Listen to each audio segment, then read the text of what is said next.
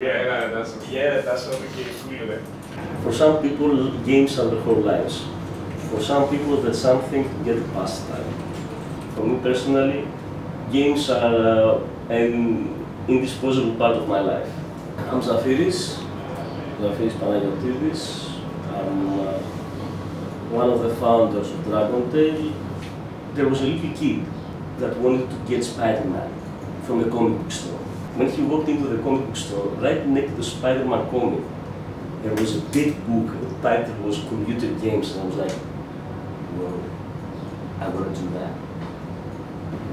That's what made me get into games. It was the fantasy of a little boy that ran away. I think games have the power to change, change lives. They have the power to educate. They have the power to give joy to people where there wasn't any really.